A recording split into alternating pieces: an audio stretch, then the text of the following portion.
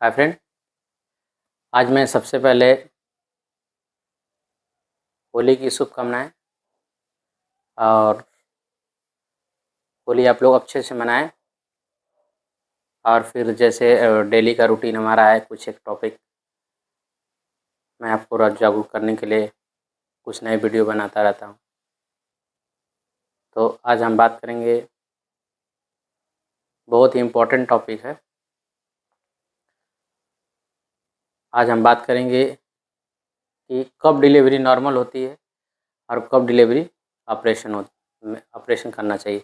ये बहुत ही important topic है, क्योंकि इस पे डिलीवरी के दौरान कई बच्चे देखते हैं कि हाइपोक्सी का शिकार हो जाते हैं और कुछ में पीपीएच, हेमरेज, प्लेसेंटा प्रीविया, तो कई दिक्कत होने की वजह से, ब्लीडिंग होने की वजह से कॉम्प्लिकेशन बढ़ने का डर हो जाता है और कॉम्प्लिकेशन हो जाते हैं। तो इसमें हम जानेंगे कि डिलीवरी नॉर्मल कब कराना चाहिए, ऑपरेशन कब कराना चाहिए। तो सबसे पहले हम जानेंगे कि जो औरत है और जो बेबी है, उसके अंदर जो बच्चा पल रहा है, दोनों स्वस्थ होना चाहिए और एक ऐसे अस्पताल में डिलीवरी कराना चाहिए जहाँ पे उचित व्यवस्था हो, योग्य डॉक्टर हों और सारी सुविधाएं अवेलेबल हो।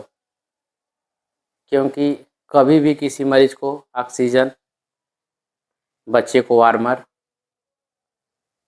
सीपैप, वाईपैप कभी भी ज़रूरत पड़ सकती है। क्योंकि अब पुराना वाला दौर नहीं रहा। पहले लोग चोट लग जाती थी तो हमारे बाबा वगैरह बताते थे, दादी बताती थी कि जो मिट्टी रहती है, मिट्टी हम लोग लगा के बांध देते थे तो ठीक हो जाता है। लेकिन अब हाँ, वो चीज़ें करेंगे तो उस पर कुछ और बीमारियां बढ़ जाएंगी, सड़ जाएगा, कैंसर हो जाएगा, निक्रोसिस हो जाएगा, तमाम तरह से दिक्कत होती है। क्योंकि हमारी जो बॉडी रहती है, जो शरीर है, उसके अगेंस्ट काम करने लगती है। तो फिर से अपने टॉपिक पे आएंगे। तो सबसे पहले हमें होना चाहिए कि बच्चे जो औरत है, जो गर्भवती महिलाएं हैं, सबसे पहले उनमें जो फ्लूइड है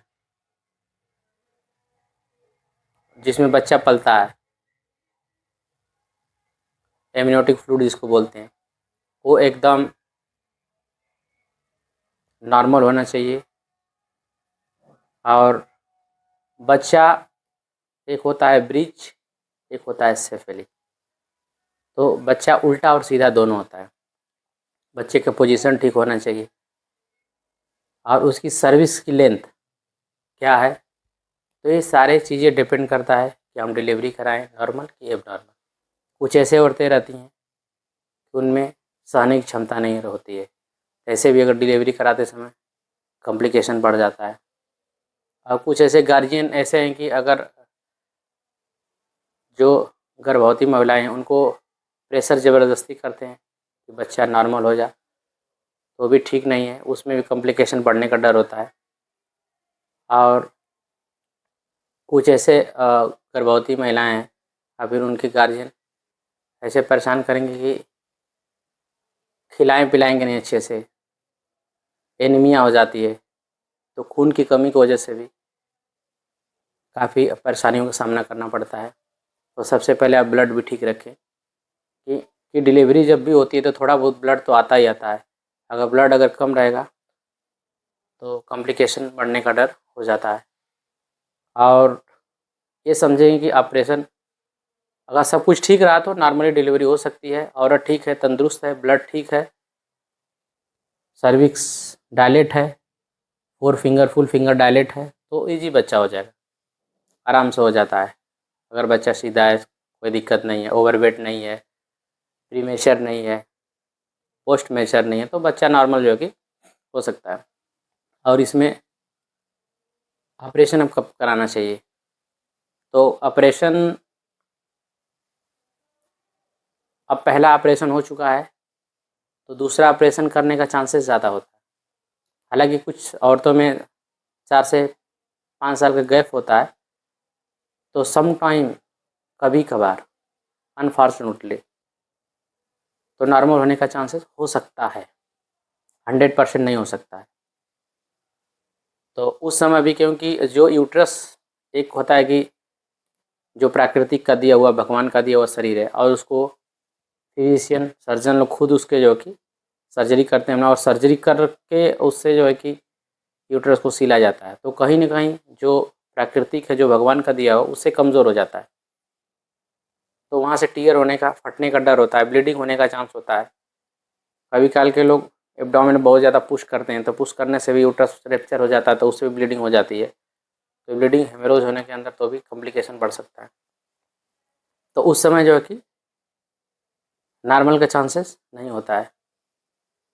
और पहला ऑपरेशन हो गया, दूसरा ऑपरेशन हो गया, तो तीसरा टाइम पे जाते जाते ही ऑपरेशन आपको करा लेना चाहिए। 1-2 दिन पहले ही करा लेना, सब कुछ ठीक है। और कुछ बच्चे ऐसे हैं कि गर्भवती महिलाएं का कंप्लेन रहता है कि 8वें महीने 9वें महीने में जाते जाते हमारा बच्चा डेथ हो जाता है। तो उसको अच्छा से खान पान रखें, फोलिक एसिड ज़रूर लें, कैल्शियम लें, आयरन लें, अंडा, दूध सब कुछ खाएं। और ऐसा अगर हो रहा है तो बच्चा ठीक ठाक है, तो उसको 9वें महीने में 2-4 दिन जाते जाते उसको निकलवा सकते हैं।